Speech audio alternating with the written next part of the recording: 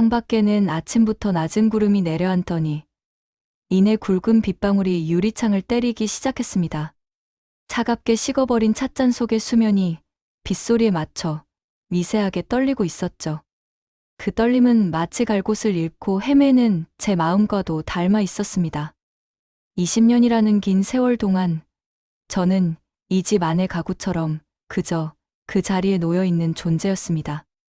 누구도 저를 궁금해하지 않았고 저조차 저를 잊고 살았으니까요. 하지만 그가 제 앞에 나타난 순간 멈춰있던 제 시간의 태엽이 다시 돌아가기 시작했습니다. 제 시선이 머문 곳은 그의 손등이었습니다. 거친 공사판과 비바람 속에서 다져진 그 손등 위로 굵게 솟아오른 힘줄들은 그가 견뎌온 세월의 무게를 말해주고 있었습니다. 투박하고 단단한 마치 오랜 풍파를 이겨낸 고목의 뿌리 같은 남자의 손. 그 손이 제 가냘프고 떨리는 어깨를 조심스럽게 감싸 안았을 때 저는 전신을 관통하는 낯선 전율에 숨을 멈춰야 했습니다. 그것은 공포가 아니라 평생을 갈구해왔으나 단 한 번도 가져보지 못한 살아있는 인간의 온기였습니다. 윤희 씨, 정말 괜찮겠어요? 후회하지 않겠습니까? 그의 목소리가 정적을 깨고 제 귓가에 낮게 깔렸습니다. 그것은 마치 땅속 깊은 곳에서 울려 퍼지는 거대한 진동처럼 묵직했고 제 심장 깊숙한 곳에 현을 건드렸습니다. 저는 아무런 대답도 할 수 없었습니다. 입술을 떼는 순간 간신히 붙잡고 있던 제 이성의 끈이 끊어져 버릴 것만 같았거든요. 대신 저는 눈을 감고 그의 단단한 가슴에 얼굴을 묻었습니다.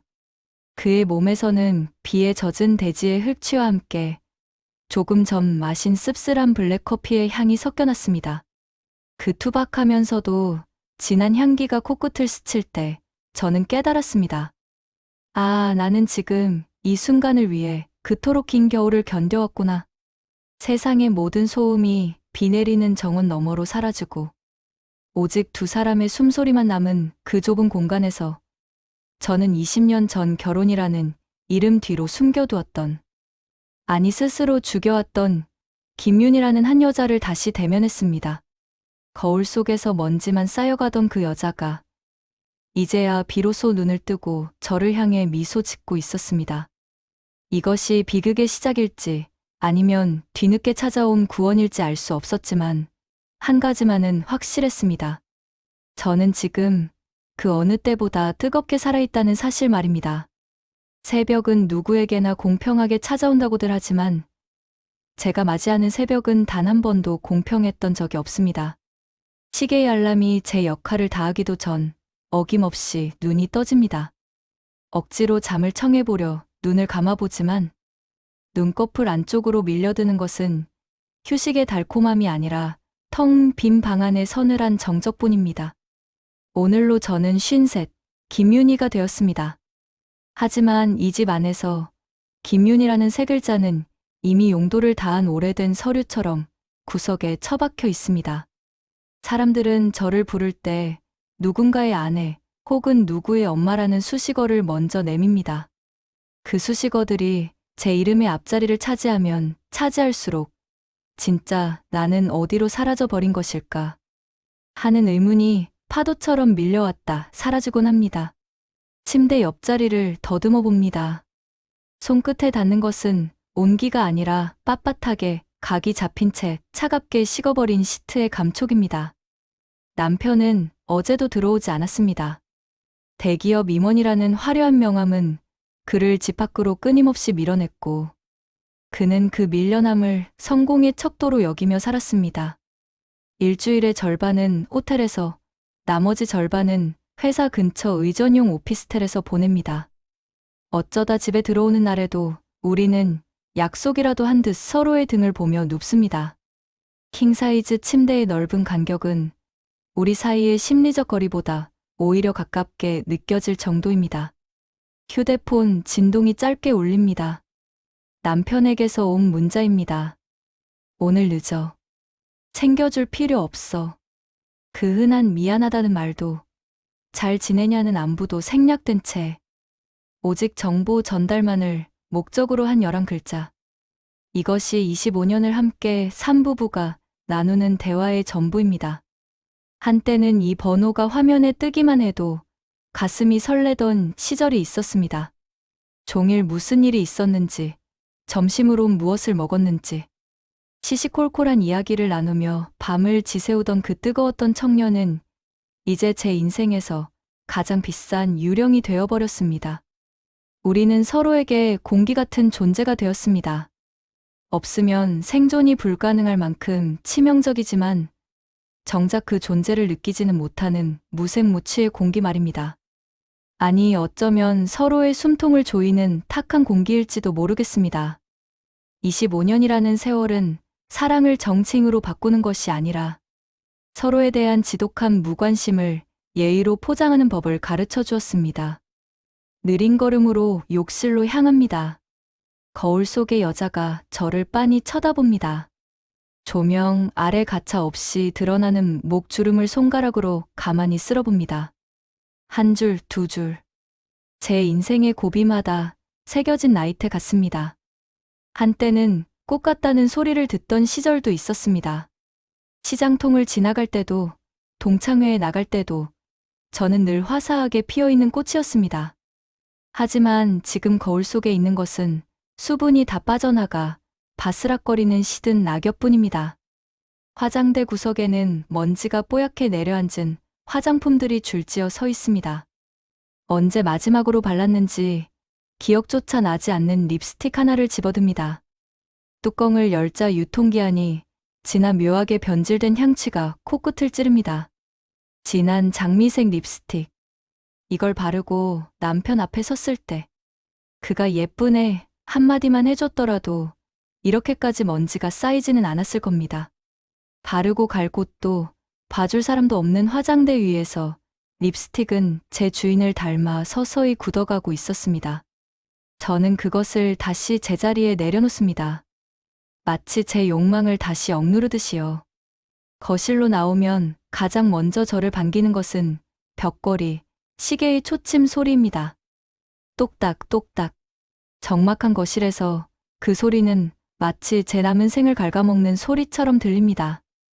혼자 먹을 아침을 준비합니다.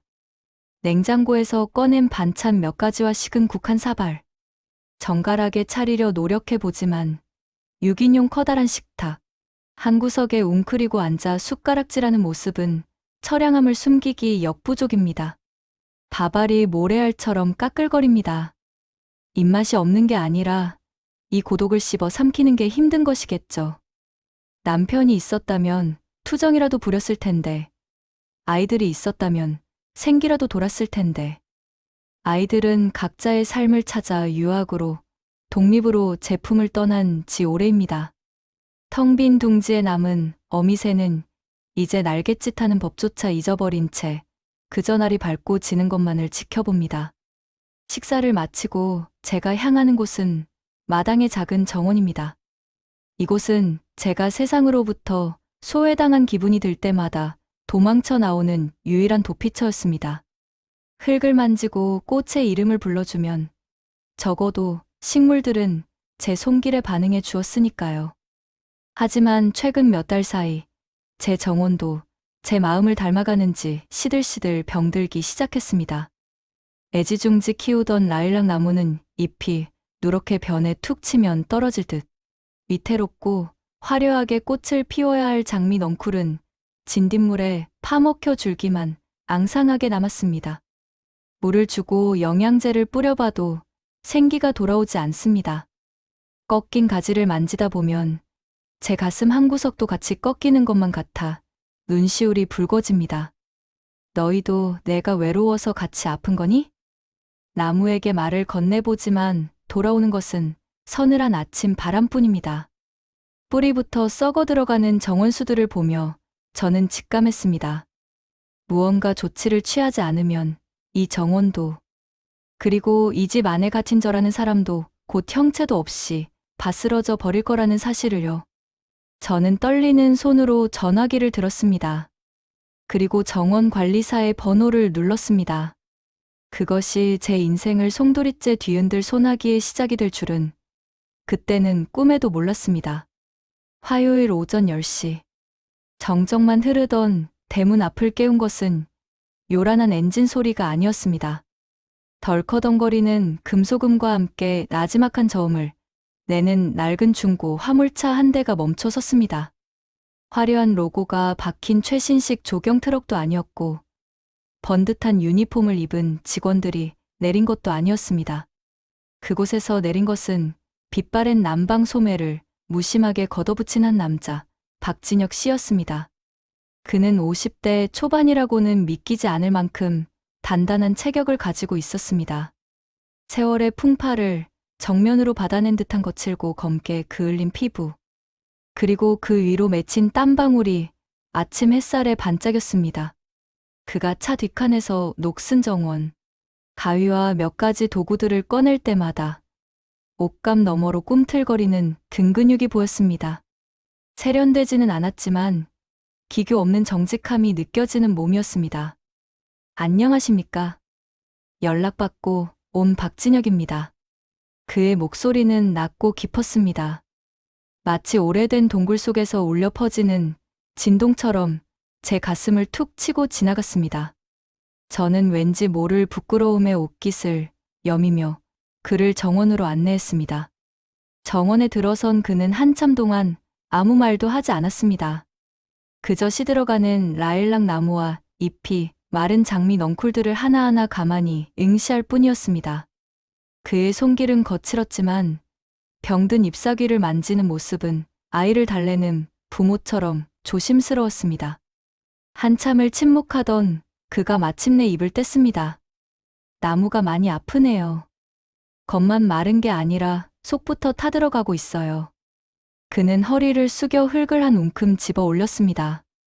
그리고 그것을 코끝에 대고 냄새를 맡더니 저를 똑바로 바라보며 덧붙였습니다. 나무는 주인의 마음을 먹고 자랍니다. 주인이 마음고생을 많이 하신 모양입니다. 그 순간 저는 숨을 멈췄습니다. 그는 단지 나무의 상태를 말한 것이었지만 제 귀에는 당신의 마음이 죽어가고 있군요라는 선고처럼 들렸습니다.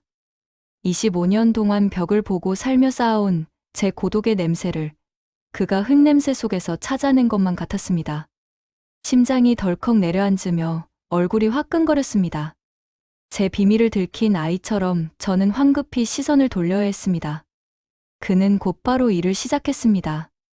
낡은 정원 가위가 서걱, 서걱 소리를 내며 죽은 가지들을 쳐내기 시작했습니다. 그가 소매를 더 높이 걷어붙였을 때 햇볕에 그을린 그의 팔뚝 위로 굵은 힘줄이 솟아올랐습니다. 흙이 묻은 거친 손이 전지 가위를 꽉 쥘 때마다 근육줄이 파도치듯 움직였습니다. 저는 거실 창가에 서서 그 모습을 멍하니 지켜보았습니다. 남편의 희고 매끄러운 오직 서류와 펜만을 만지던 그 고운 손과는 전혀 다른 생명력이 그곳에 있었습니다. 땀에 젖은 그의 등판이 햇빛 아래서 들썩일 때마다 제 안에 무언가가 미세하게 진동하기 시작했습니다. 그것은 아주 오랫동안 잊고 지냈던, 아니 금기시해왔던 낯선 긴장감이었습니다. 정적 속에 울려 퍼지는 가위질 소리는 규칙적인 심장 박동처럼 제 정원을 채워나갔습니다. 죽은 것들을 솎아내고 살아있는 것들을 위해 자리를 만드는 그의 몸짓은 마치 제 머릿속의 복잡한 생각들을 정리해 주는 것 같았습니다. 정오가 가까워지자 햇살이 더욱 뜨거워졌습니다. 그의 이마에는 땀이 비 오듯 흘렀고 얇은 난방은 이미 짙게 젖어 몸에 달라붙어 있었습니다. 저는 냉장고에서 시원한 보리차를 꺼내 유리잔에 담았습니다. 쟁반을 들고 나가는 제 손이 미세하게 떨리고 있었습니다. 잠시 쉬었다 하세요. 날이 너무 뜨겁네요. 그가 허리를 펴며 수건으로 땀을 닦았습니다. 그리고 제가 내민 유리잔을 받으려 손을 뻗었습니다. 그 찰나였습니다. 차가운 유리잔을 사이에 두고 그의 투박하고 거친 손가락 끝이 제 손등 위를 스치고 지나갔습니다. 순간 온몸에 전기가 흐르는 듯한 짜릿한 전율이 일었습니다. 20년이 넘는 시간 동안 느껴본 적 없는 날 것 그대로의 온기였습니다. 그의 지문 하나하나가 제 살결을 타고 내리까지 박히는 기분이었습니다. 저는 당황해서 얼른 손을 뗐고 잔에 담긴 보리차가 출렁이며 바닥으로 몇 방울 떨어졌습니다. 고맙습니다. 사모님. 그는 갈증이 심했는지 잔을 비웠습니다. 그가 사모님이라고 저를 불렀을 때 예전처럼 그 단어가 거북하지 않았습니다. 오히려 그 낮은 목소리가 제 이름을 대신 부르는 것처럼 느껴져 심장이 다시 한번 뛰었습니다. 잔을 돌려주는 그의 눈빛은 고요했지만 그 안에는 저를 단순히 집주인으로 대하는 것 이상의 무언가가 담겨 있었습니다. 그는 저를 가구나 공기가 아닌 한 명의 여자로 응시하고 있었습니다. 그날 이후 제 일주일의 달력은 오직 화요일과 목요일을 중심으로 돌아가기 시작했습니다. 그가 오는 날은 제 삶에 유일하게 색채가 입혀지는 시간이었습니다. 아침 6시에 일어나도 더 이상 허무하지 않았습니다. 오히려 그가 오기 전까지 정원을 더 깨끗이 정리하고 싶어 서둘렀습니다. 저는 3년 만에 처음으로 시내 백화점에 나갔습니다. 늘 입던 무채색의 헐렁한 옷들 대신 몸매가 살짝 드러나는 우아한 인디핑크색 원피스를 골랐습니다. 탈의실 거울 앞에 선 제 모습이 낯설면서도 설렜습니다. 아직 나도 괜찮은 걸까? 혼잣말을 내뱉으며 입술을 깨물었습니다. 집으로 돌아온 저는 화장대 앞에 앉아 정성스럽게 먼지를 닦아냈습니다. 유통기한이 지났던 립스틱들을 버리고 은은한 라벤더, 향이 나는 향수를 샀습니다. 화요일 아침, 그가 대문을 들어서기 전 저는 거울 앞에서 몇 번이고 제 모습을 확인합니다. 목선에 향수를 살짝 뿌리고 원피스의 매무새를 가다듬습니다. 낡은 화물차의 엔진 소리가 들려오면 제 심장은 공사장의 해머 소리보다 더 크게 요동칩니다. 죽어가던 제 정원에 그가 들어온 순간 정원만 살아나기 시작한 것이 아니었습니다. 제 안에 깊은 우물 속에 가라앉아 있던 여자 김윤희가 서서히 수면 위로 고개를 들고 있었습니다. 그리고 그것은 거부할 수 없는 달콤하고도 위험한 소나기의 전조였습니다. 유난히도 습하고 뜨거운 목요일 오후였습니다. 매미 소리조차 더위에 지쳐 잦아들 무렵 정원 구석에서 들려오는 것은 오직 진혁 씨의 거친 숨소리와 삼날이 흙을 파고드는 묵직한 마찰음뿐이었습니다. 그는 정원 한복판에 흉물스럽게 박혀있던 이미 생명이 다해 썩어버린 거대한 나무 뿌리를 캐내고 있었습니다. 그의 등줄기를 타고 흘러내리는 땀방울이 햇빛을 받아 투명하게 빛났습니다. 얇은 남방은 이미 피부의 일부인 양몸에 착 달라붙어 그가 움직일 때마다 꿈틀대는 근육의 선율을 가감없이 드러내고 있었습니다. 저는 거실 차가운 에어컨 바람 아래 서 있다가 무언가에 홀린 듯 수건 한 장을 들고 떼약볕 속으로 걸어 나갔습니다. 잠시 쉬었다 하세요. 땀을 너무 많이 흘리시네요. 제 목소리가 미세하게 떨렸습니다. 그는 삽을 내려놓고 고개를 들어 저를 바라보았습니다. 땀에 젖어 이마에 붙은 머리카락, 그리고 열기로 달아오른 그의 갈색 눈동자가 제 시선과 정면으로 마주쳤습니다. 저는 도망치듯 수건을 내밀어 그의 이마를 닦아주려 손을 뻗었습니다. 그 찰나였습니다. 멀리서 마른 하늘에 날벼락 같은 천둥 소리가 울리더니 거짓말처럼 하늘이 검게 뒤덮였습니다. 그리고는 양동이로 퍼붓는 듯한 장대비가 정원을 습격했습니다. 어머! 당황한 저를 그가 낚아채듯 이끌었습니다. 우리는 정원 가장 구석진 곳, 담쟁이 덩굴로 뒤덮인 작은 목조 원두막으로 몸을 날렸습니다. 겨우 두 사람이 어깨를 맞대고 앉으면 꽉 찰 만큼 좁은 공간. 사방은 은색 빗줄기로 장막이 처진 듯 막혀버렸고 지붕 위를 때리는 빗소리는 마치 수천 마리의 말이 달리는 것처럼 요란했습니다. 그 요란한 빗소리 덕분이었을까요? 오히려 원두막 안의 정적은 더 날카롭게 다가왔습니다. 빗물에 젖어 비치기 시작한 그의 어깨와 제 원피스가 닿는 지점마다 뜨거운 불길이 이는 것 같았습니다. 비냄새와 젖은 흙냄새, 그리고 그의 몸에서 배어나오는 진한 남자의 채취가 좁은 공간을 밀도 있게 채웠습니다. 그가 거칠게 숨을 몰아쉬었습니다. 제 귓가를 간지럽히는 그의 숨결에 온몸에 털이 쭈뼛 서는 기분이었습니다. 그때 그가 제 쪽으로 천천히 고개를 돌렸습니다.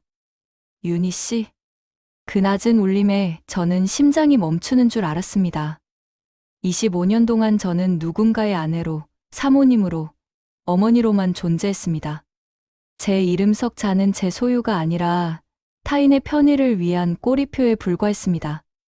그런데 그의 입술을 통해 흘러나온 제 이름은 세상에서 가장 낯설고도 아름다운 주문이 되어 제 영혼을 뒤흔들었습니다.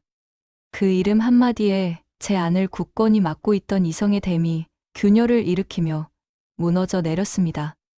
그는 떨리는 손을 뻗어 제 뺨을 타고 흐르는 빗방울을 닦아주었습니다. 아니, 그것은 빗방울이 아니라 제 눈물이었을지도 모릅니다. 이러면 안 되는 거 압니다. 당신이 어떤 분인지, 내가 어떤 처지인지.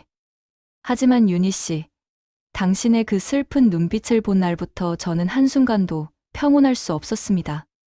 그의 손가락 끝에서 느껴지는 뜨거운 열기가 제 살결을 타고 심장부까지 단숨에 퍼져나갔습니다. 저는 자석에 끌리듯 그의 품으로 무너져 내렸습니다. 그의 강인한 팔이 제 허리를 감싸 안았습니다. 20년 넘게 잊고 지냈던 누군가에게 온전히 보호받고 있다는 안도감과 압도적인 힘의 차이가 주는 묘한 쾌감이 저를 지배했습니다.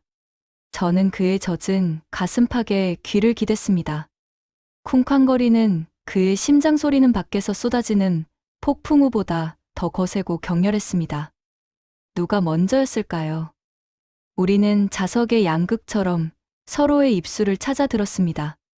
처음엔 빗물처럼 차갑고 조심스러웠지만 이내 화산이 폭발하듯 뜨거운 갈증이 터져 나왔습니다.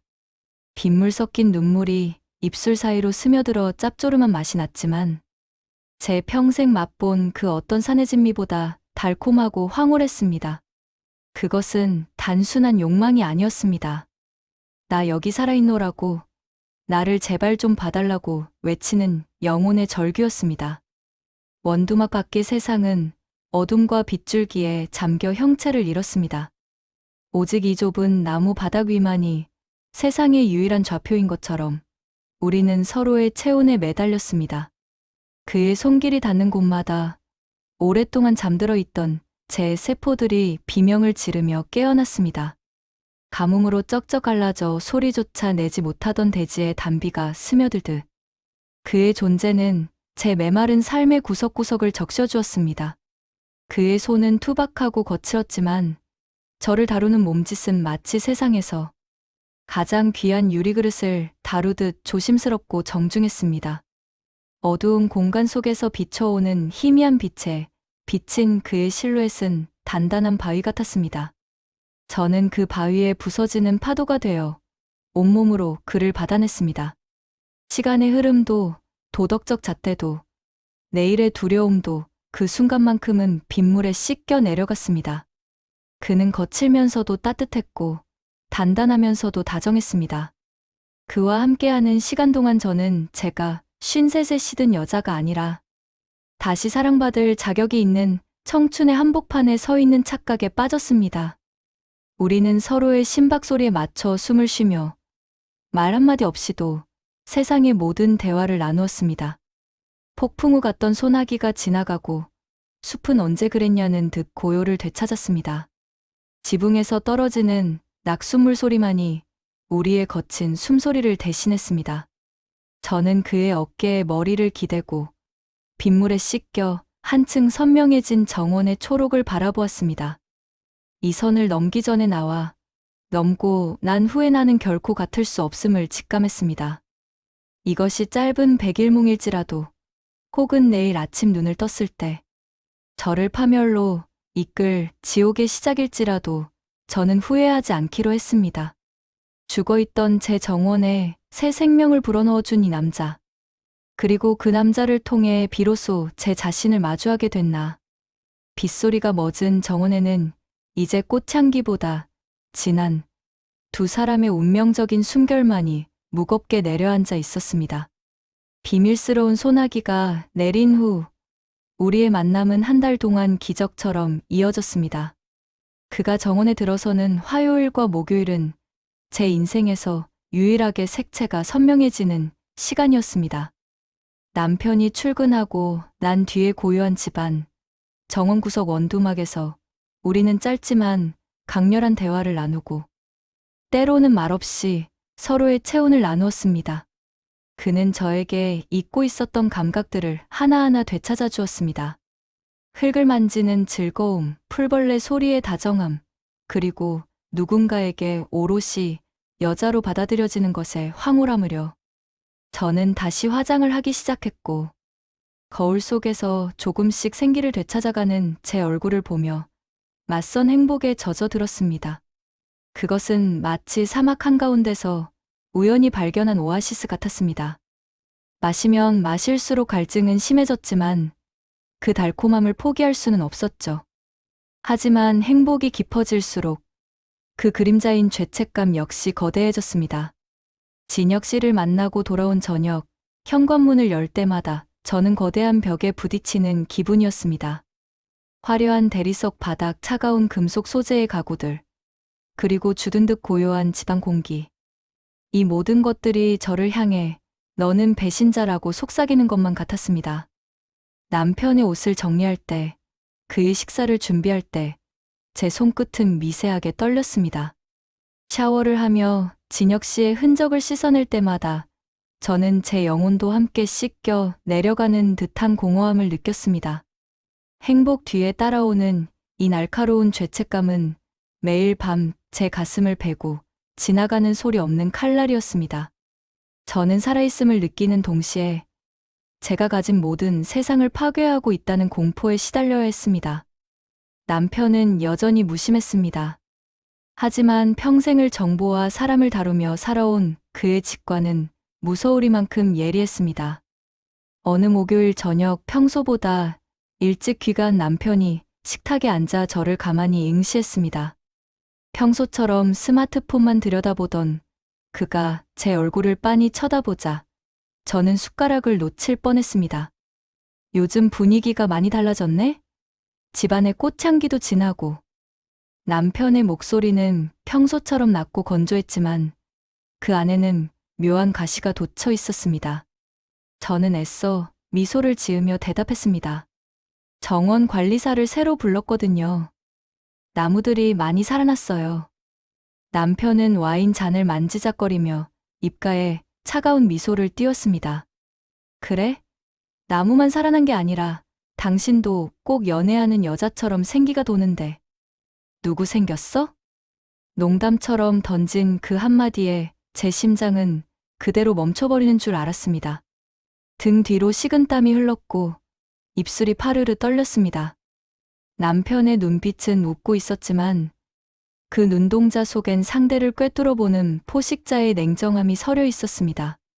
저는 겨우 무슨 농담을 그렇게 하세요라고 넘겼지만 그날 밤 남편이 제 방을 나간 뒤에도 저는 어둠 속에서 한동안 숨을 쉴 수 없었습니다.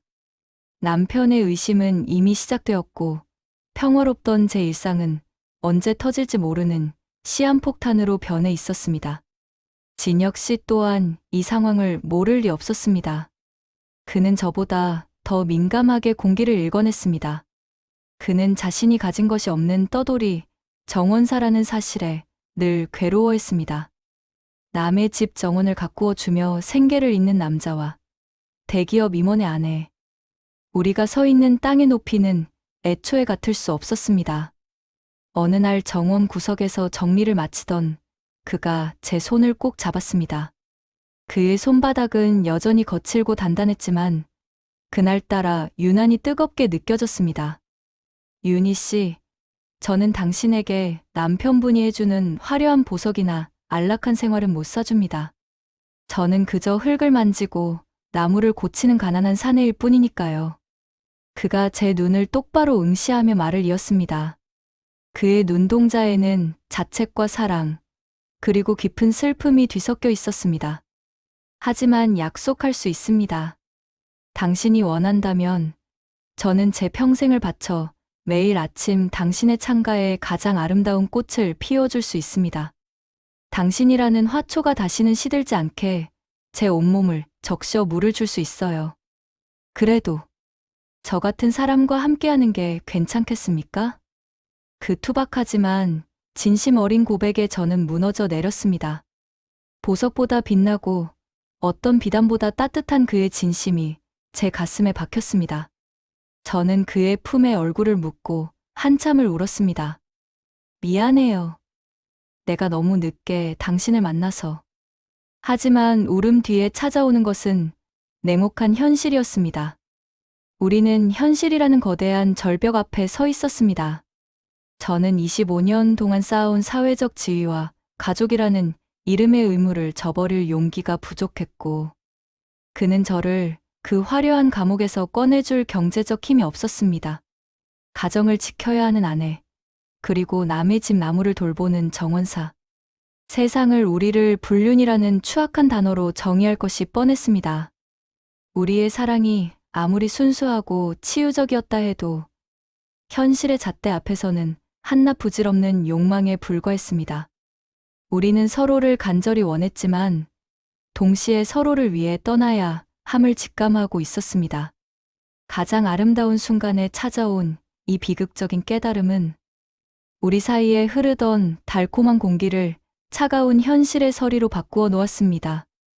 마지막 화요일 아침은 유난히도 고요했습니다.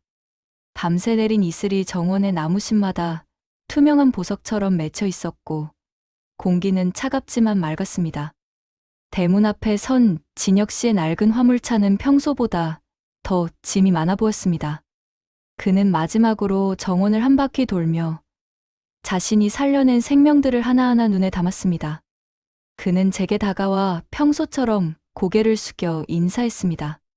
하지만 그의 눈동자에는 차마 다 담지 못한 수만 가지의 언어가 소용돌이치고 있었습니다. 정원 관리는 이제 다 끝났습니다. 이제는 사모님이, 아니 윤희 씨가 혼자서도 충분히 돌보실 수 있을 겁니다. 그는 더 이상 머무르는 것이 우리를 파멸로 이끄는 길임을 누구보다 잘 알고 있었습니다. 남편의 의심은 이미 동리를 드러내기 시작했고, 우리가 쌓아 올린 이 위태로운 낙원은 현실이라는 것엔 바람 앞에 흔들리고 있었으니까요. 그는 비겁하게 도망치는 것이 아니라 저를 지키기 위해 물러나는 법을 선택한 것입니다.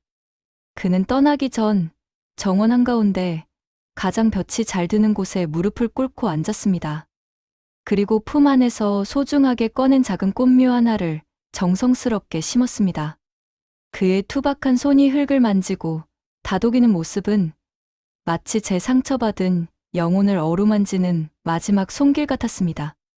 이 꽃은 추운 겨울의 매서운 바람을 온몸으로 견뎌내야만 다가올 봄에 세상에서 가장 아름답게 피어납니다.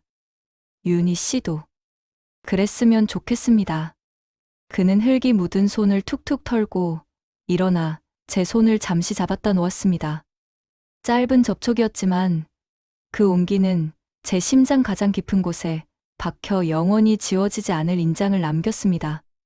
그는 뒤돌아보지 않고 운전석에 올랐습니다. 낡은 트럭의 엔진 소리가 멀어질 때 저는 그를 붙잡지 않았습니다. 소리내어 울지도 않았습니다. 다만 그가 심어준 꽃묘 앞에 쪼그려 앉아 아직 온기가 남아있는 흙을 가만히 어루만졌습니다. 사람들은 우리의 관계를 손가락질하며 불륜이라는 비루한 단어로 가둘지도 모릅니다. 하지만 제게 그와 함께했던 시간은 그 어떤 도덕적 잣대로도 훼손할 수 없는 고귀한 치유의 과정이었습니다. 그는 저를 탐한 것이 아니라 제 안에 죽어가던 여자를 살려냈습니다. 무채색으로 변해버린 제 일상에 색채를 다시 입혀주었고, 누구의 아내나 엄마가 아닌 김윤이라는 한 사람의 존재 가치를 일깨워 주었습니다. 그와 함께 나눈 것은 단순한 육체적 쾌락이 아니라 서로의 고독을 알아보고 안아주었던 영혼의 교감이었습니다. 그 기억이 제 안에 단단히 자리 잡고 있기에 저는 더 이상 무섭지 않았습니다. 남편은 여전히 차갑습니다. 집에 들어와도 시선조차 마주치지 않고 가시돋친 말로 제 자존감을 깎아내리려 애를 씁니다. 하지만 이제 저는 남편의 냉대에도 무너지지 않습니다. 거울 앞에 선 저는 더 이상 바스락거리는 시든 낙엽이 아닙니다. 화장대 앞 먼지를 닦아내고 정성스럽게 립스틱을 바르는 제 손길에는 이제 망설임이 없습니다. 거울 속에서 환하게 웃고 있는 여자는 자신이 얼마나 아름다운지, 얼마나 사랑받을 자격이 충분한지 스스로 증명하고 있었습니다. 제 마음 한구석에는 언제든 꺼내볼 수 있는 뜨겁고 강렬한 소나기가 저장되어 있기 때문입니다. 그 비는 제 영혼이 가물어갈 때마다 단비가 되어 저를 다시 적셔줄 것입니다. 진혁 씨를 다시 만날 수 있을지는 모릅니다. 어쩌면 영영남남으로 살아갈지도 모르죠. 하지만 괜찮습니다. 그는 제게 여자라는 이름을 되찾아 주었고, 남은 생을 타인의 인정을 구걸하는 것이 아니라 스스로 사랑하며 살아갈 힘을 주었기 때문입니다. 그가 남긴 꽃이 겨울을 견디고 피어날 때쯤 저는 저만의 정원에서 가장 화려한 봄을 맞이할 것입니다. 오늘도 누군가는 텅 빈 집안 혹은 군중 속에서 홀로 외로운 밤을 보내고 있을 겁니다. 거울 속에 비친 자신의 모습이 낯설어 눈물 짓고 있을지도 모릅니다. 하지만 잊지 마세요. 당신의 계절은 아직 끝나지 않았습니다. 낙엽이 진 자리에 새순이 돋듯 황혼의 문턱에서도 사랑은 피어나고 삶은 다시 뜨거워질 수 있습니다. 당신은 여전히 아름답고 누군가에게는 세상의 전부가 될 수 있는 소중한 사람입니다. 저희 황혼의 여정은 당신이 잊고 지냈던 그 뜨거운 심장 소리를 다시 들려드리고 싶습니다. 당신의 그 아름답고 새로운 시작을 온 마음 다해 응원합니다. 지금 이 이야기가 당신의 마음에 작은 위로가 되었다면 구독과 좋아요로 저희 여정에 동행해주세요. 당신의 응원은 더 깊고 따뜻한 이야기를 이어가는 가장 큰 힘이 됩니다. 오늘 밤 당신의 마음에도 따뜻한 소나기 한 줄기가 내리길 기원합니다. 시청해 주셔서 진심으로 감사합니다.